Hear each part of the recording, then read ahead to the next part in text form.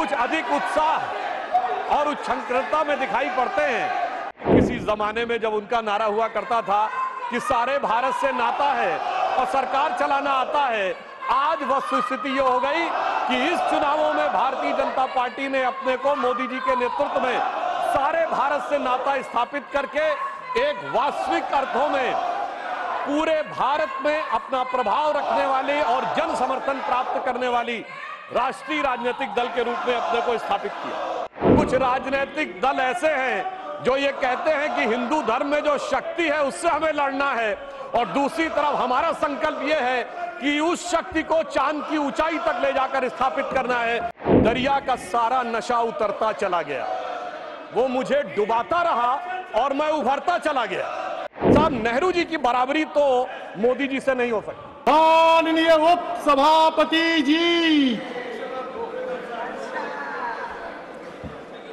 माननीय सुधांशु त्रिवेदी जी, माननीय सुधांशु त्रिवेदी प्लीज, कृपया सुधांशु त्रिवेदी जी अपनी बात रख रहे हैं, बोलने दे। आप सबसे आग्रह है कृपया अपनी जगह बैठें। माननीय सुधांशु त्रिवेदी।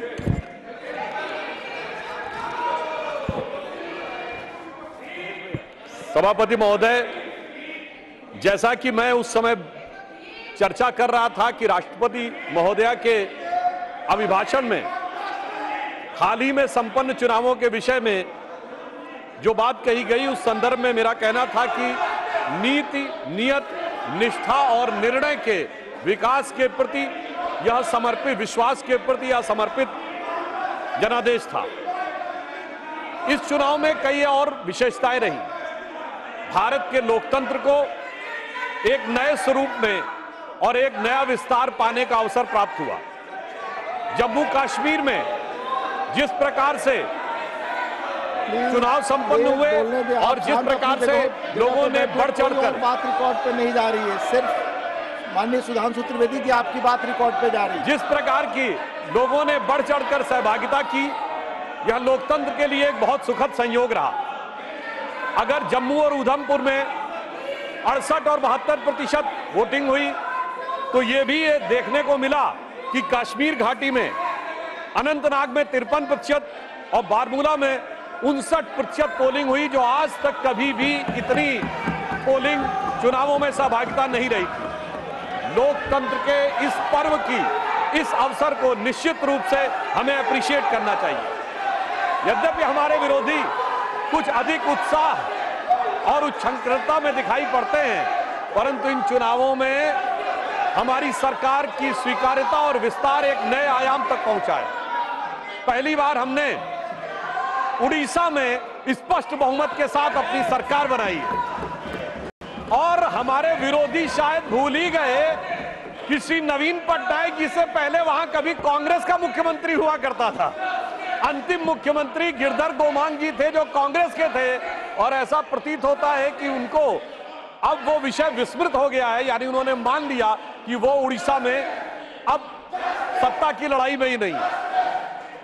दूसरा विषय इस चुनावों के संदर्भ में दक्षिण भारत का विषय आया था। महोदय, मैं बताना चाहता हूं कि हमारे विरोधी और विशेषकर कांग्रेस पार्टी इस विषय को बहुत उठाते थे कि दक्षिण भारत में उनका बहुत प्रभाव है। तो मैं बताना चाहता हूं, प्रधानमंत्री श्री नरेंद्र मोदी जी के नेतृत्व में हमारे गठबंधन ने और भारतीय जनता पार्टी ने दक्षिण भारत में भी कांग्रेस से अधिक वोट प्राप्त करके दिखाए। तेलंगाना में हमारे 8 सीटें ही नहीं है, हमारा मत प्रतिशत 35% है। कर्नाटक में हमारा मत प्रतिशत 45% है। केरल में हमारी 1 सीट आई है मगर 17% मत है। और सभापति महोदय, मैं आपके माध्यम से पूरे देश का ध्यान आकर्षित करना चाहता हूं कि तमिलनाडु में कांग्रेस को 10.25% वोट मिला है और भारतीय जनता पार्टी को 11.5% वोट मिला है। यानी तमिलनाडु में भी हमने पहली बार 2.5 अंक में मत प्रतिशत प्राप्त किया है और कांग्रेस से अधिक वोट प्राप्त करने में सफलता हासिल की है। यानी किसी जमाने में जब उनका नारा हुआ करता था कि सारे भारत से नाता है और सरकार चलाना आता है, आज वस्तुस्थिति ये हो गई कि इस चुनावों में भारतीय जनता पार्टी ने अपने को मोदी जी के नेतृत्व में सारे भारत से नाता स्थापित करके एक वास्तविक अर्थों में पूरे भारत में अपना प्रभाव रखने वाली और जन समर्थन प्राप्त करने वाली राष्ट्रीय राजनीतिक दल के रूप में अपने को स्थापित किया। यह चुनाव पिछले लोकसभा चुनावों के मुकाबले बहुत अलग था। बिंदु क्रमांक 5 पर राष्ट्रपति महोदय ने स्मरण दिलाया कि हम 5वीं बड़ी अर्थव्यवस्था बने इन 5 वर्षों में। महोदय, हम सिर्फ 5वीं बड़ी अर्थव्यवस्था नहीं बने। 5वीं बड़ी अर्थव्यवस्था किसको पीछे छोड़ के बने? उस ब्रिटेन को पीछे छोड़कर बने जिसने कभी हमारे ऊपर हुकूमत की थी। और हम सिर्फ 5वीं बड़ी अर्थव्यवस्था नहीं बने, हम दुनिया के 4थे बड़े स्टॉक एक्सचेंज बने। हम दुनिया के 3रे बड़े सोलर एनर्जी के मैन्युफैक्चरर बने। हम दुनिया के 3 बड़े ऑटोमोबाइल के मैन्युफैक्चरर बने। आज डोमेस्टिक सिविल एविएशन का सेक्टर भारत का दुनिया में 3रे नंबर का हो गया है। और हम 2रे नंबर के मोबाइल हैंडसेट मैन्युफैक्चर बनाने वाले देश बने। और इंफ्रास्ट्रक्चर में इन्वेस्ट करने वाले हम दुनिया के नंबर 1 के देश बने। और डिजिटल पेमेंट में हम दुनिया में नंबर 1 के देश बने। और महोदय, इतना ही नहीं हुआ, पिछली लोकसभा और इस लोकसभा के बीच में चांद के अछूते कोने दक्षिणी ध्रुव को छूने वाले हम दुनिया के पहले देश बने, जिसका राष्ट्रपति महोदया ने उल्लेख किया। निश्चित रूप से उसमें हमारे वैज्ञानिकों ने बहुत बड़ी भूमिका निभाई, परंतु प्रधानमंत्री जी का निरंतर संवर्धन, सहयोग और संबल उन्हें प्राप्त होता रहा। महत्वपूर्ण बात यह रही कि उस पॉइंट का नाम प्रधानमंत्री जी ने क्या रखा? पॉइंट शिव शक्ति। यानी हमारी स्त्री शक्ति को वो स्थान चांद की ऊंचाई तक देने का काम किया। और यहीं पर मैं बताना चाहता हूं सभापति महोदय, इसी समय देश में कुछ राजनीतिक दल ऐसे हैं जो ये कहते हैं कि हिंदू धर्म में जो शक्ति है उससे हमें लड़ना है, और दूसरी तरफ हमारा संकल्प यह है कि उस शक्ति को चांद की ऊंचाई तक ले जाकर स्थापित करना है, जो माननीय प्रधानमंत्री जी के नेतृत्व में हुआ है। महोदय, मैं एक बात और कहना चाहूंगा। चुनाव संपन्न हुए, मगर ये चुनाव एक मामले में इस देश के अद्भुत चुनाव थे। सामान्यतः चुनाव होते हैं, चुनाव परिणाम के दिन एक पार्टी के कार्यालय में मिठाई बंटती है, धूम धड़ाका होता है, दिवाली होती है, और दूसरे की जगह गलियारे खाली नजर आते हैं। मगर ये चुनाव एक ऐसे चुनाव थे महोदय जहां दोनों जगह मिठाई बंट रही थी, दोनों जगह पटाखे छूट रहे थे, भाजपा कार्यालय में भी और कांग्रेस कार्यालय में भी। ऐसा क्यों हो रहा था? हमें तो स्पष्ट बहुमत मिला, लगातार 3री बार सरकार बनाई, मगर वहां पर तालियां क्यों बज रही थी? महोदय, मैं याद दिलाना चाहता हूं, जो 3rd अटेम्प्ट में 3 डिजिट की संख्या नहीं प्राप्त कर पाए, चुनाव के बाद उनके चेहरे की चमक देखिए, उनकी आवाज की खनक देखिए, उनके जलवे में धमक देखिए। ऐसा लगता है कि जैसे उन्होंने बहुत बड़ी उपलब्धि हासिल कर ली हो। उसका कारण यह है महोदय कि एक बच्चा होता है जो टॉपर होता है, जिसे डिस्टिंक्शन मार्क्स मिलने थे, वो 1st डिवीजन मार्क्स पाए तो उसके चेहरे पे वो खुशी नहीं होती है। और धड़ाधड़ फेल होने वाला बच्चा ग्रेस मार्क्स पाके अगर 3rd डिवीजन पास हो जाए तो उसके चेहरे पे बहुत खुशी होती है। मैं ये भी बताना चाहता हूं महोदय, एक जो हमारे कांग्रेस के साथियों में बहुत उत्साह और उल्लास नजर आ रहा है, तो मैं एक अपना अनुभव बताना चाहता हूं। हमारे जनरेशन के जो लोग हैं उन्हें याद होगा कि उस जमाने में जब परीक्षा का परिणाम आता था तो सिर्फ डिवीजन पता लगती थी। 1st डिवीजन एक, रोमन में 2nd डिवीजन और 3rd डिवीजन। एक हम लोगों के मोहल्ले में सज्जन थे, वो 3rd डिवीजन पास हुए, एक लड़का, और एक 1st डिवीजन पास हुआ। 1st डिवीजन वाला मेरिट एक्सपेक्ट कर रहा था, तो 1st डिवीजन वाले के यहाँ खुशी नहीं थी, तो दूसरे ने पूछा, भाई तुम 3rd डिवीजन पास हुए हो तो तुम्हारे अंदर खुशी क्यों है, इतनी खुशी क्यों है? तो जानते डिवीजन वाले ने क्या जवाब दिया?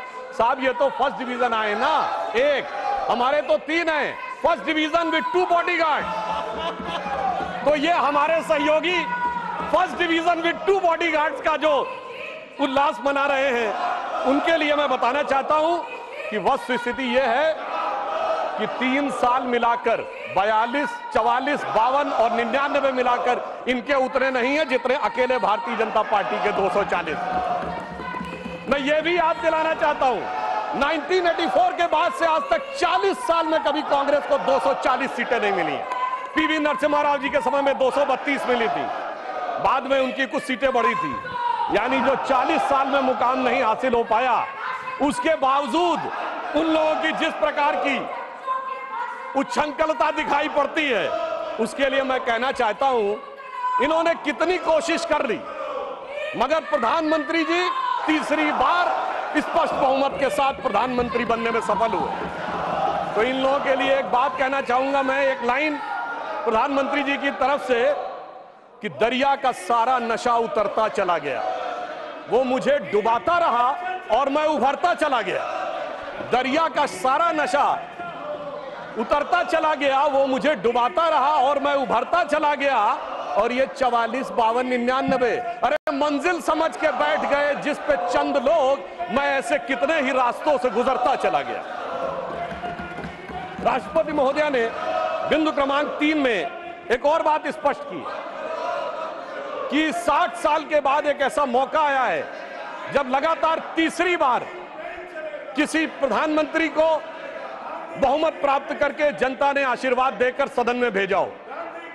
और जिस समय प्रधानमंत्री जी ने ये के बारे में ये विषय आया था, उस समय हमारे विपक्ष के साथी लोग बहुत ज्यादा भी किए थे। उनके अंदर कुछ एक बेचैनी नजर आ रही थी। क्यों?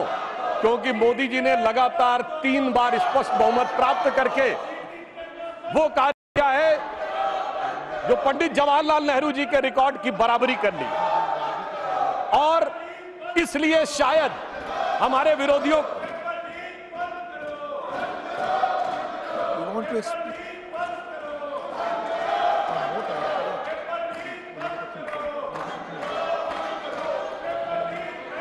माननीय सुधांशु जी, माननीय एचडी देवगौड़ा जी एक्स प्राइम मिनिस्टर कुछ बोलना चाहते हैं, अगर आप समय उन्हें बीच में दे सकते हैं। जी जी, honourable HD Deve Gowda sir, I have got the highest regard. All our senior members wants to raise the issue of the NEET. What has happened? Lakhs and lakhs of students are suffering in the country. Please, I have no objection. But the point is, the government has already taken the decision and order for a CBI inquiry. The inquiry has not been completed. In 2-3 states, they have arrested the people who are responsible for this type of damage. Sir, please, sir, I am sitting in this house. I don't want to take sides. But so far as the NEET examination is concerned, what has happened? Yes, I do agree. You can't fix the responsibility because there's thousands of examiners in the whole country. Is it so easy to fix the responsibility on an individual? The examination has, of course, it has gone wrong and the government has taken the decision. It is the right decision. The concerned minister, the concerned minister has taken the decision. Till the inquiry is completed, you can't. Till the inquiry is completed, you can't take responsibility and damage the image of the government. I don't agree.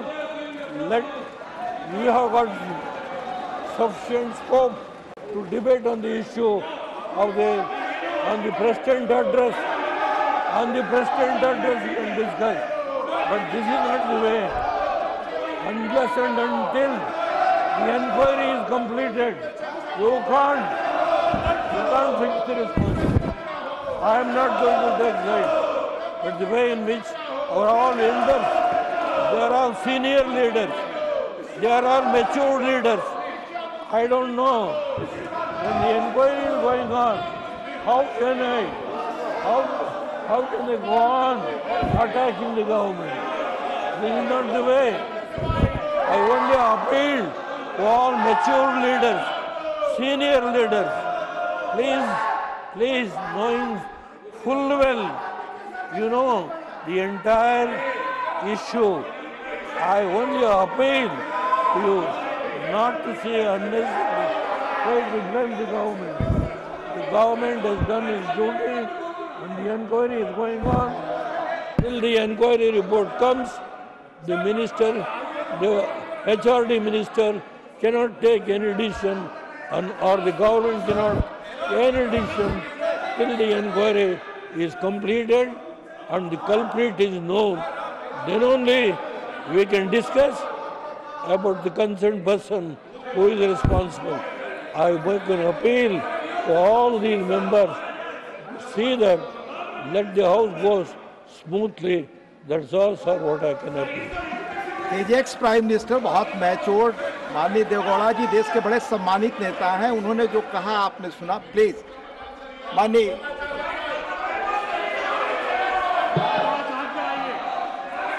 Sudhanshu ji, please continue your speech. सभापति महोदय, अभी इस सदन के सबसे वरिष्ठ सदस्य, वयोवृद्ध नेता, पूर्व प्रधानमंत्री आदरणीय एचडी देवगौड़ा जी ने जो विचार कहे, बड़े दुख का विषय है कि 21 घंटे का समय आवंटित होने के बावजूद, सबसे वरिष्ठ सदस्य के द्वारा यह अनुरोध करने के बावजूद जिस प्रकार का आचरण दिखाया जा रहा है, इससे साफ समझ में आता है सभापति महोदय कि इनका उद्देश्य सवाल का जवाब और जवाब के सवाल में नहीं है, इनका उद्देश्य बवाल में अधिक दिखाई पड़ रहा है। इसलिए ये अपोजिशन की इस नियत को भी स्पष्ट करता है। अब मैं विषय पे आता हूं। जो मैं बता रहा था कि बिंदु क्रमांक 5 पर राष्ट्रपति महोदया ने कहा कि ये देश के इतिहास में 60 साल के बाद ये पहली बार एक घटना हुई है जब लगातार 3 बार किसी प्रधानमंत्री को स्पष्ट बहुमत प्राप्त किया हो। और जिस समय महामहिम राष्ट्रपति महोदया ने यह शब्द बोला था, हम सबको ध्यान है, सबसे अनेक विपक्षी सदस्यों ने अपनी अपनी सीट पर आवाजें करते हुए इसका प्रतिवाद किया था। संभवतः उनके मन में इस बात के लिए स्वीकार्यता नहीं हो पा रही थी कि यह कैसे हो गया कि लगातार तीसरी बार मोदी जी के नेतृत्व में भारत की जनता ने स्पष्ट जनादेश दिया और पंडित जवाहरलाल नेहरू जी का वो रिकॉर्ड जिसके ऊपर वो बहुत इतराते थे, उसकी बराबरी हो गई। मगर हमारे बहुत से विपक्षी सदस्य कहते हैं कि साहब नेहरू जी की बराबरी तो मोदी जी से नहीं हो सकती। तो सभापति महोदय, मैं आपके माध्यम से कहना चाहता हूं कि तीसरी बार मोदी जी चुन के आए हैं और ये मैं भी मानता हूं कि नेहरू जी और मोदी जी में बराबरी नहीं हो सकती, इसलिए तीसरी बार आने पे मैं सिर्फ 3 बिंदु दूंगा जिस पर हम मानते हैं कि नेहरू जी और मोदी जी की बराबरी नहीं हो सकती।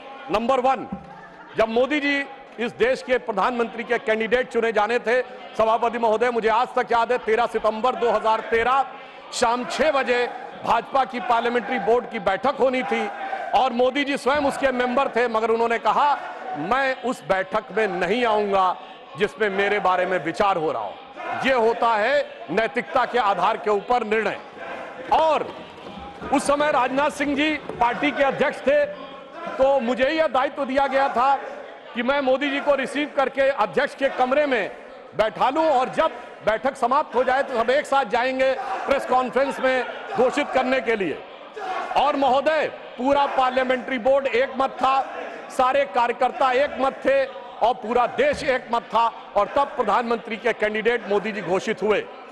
उधर पंडित जवाहरलाल नेहरू जब कैबिनेट मिशन प्लान के तहत 26 अप्रैल 1946 को कांग्रेस का नया अध्यक्ष चुना जाना था और उसके लिए कांग्रेस वर्किंग कमेटी की बैठक होनी थी और 20 अप्रैल को मौलाना आजाद को गांधी जी ने लेटर लिखा कि आप अपना नामांकन वापस ले लीजिए और मैं चाहता हूं कि नेहरू जी प्रधानमंत्री बने। परंतु इसके बावजूद उस बैठक के अंदर क्या हुआ, इसका रिकॉर्ड आचार्य कृपलानी ने अपनी किताब Gandhi his life and thought, Maulana Azad ने अपनी किताब India wins freedom, Rajmohan Gandhi ने अपनी किताब सरदार पटेल और उस समय के सबसे प्रख्यात पत्रकार दुर्गादास ने अपनी किताब India from Curzon to Nehru and thereafter में लिखा है कि 1 वोट मिला पट्टाभी रमैया को और शायद 1 या 2 वोट मिले आचार्य कृपलानी को, शेष सारे वोट मिले सरदार पटेल को और 0 वोट मिले जवाहरलाल नेहरू जी को।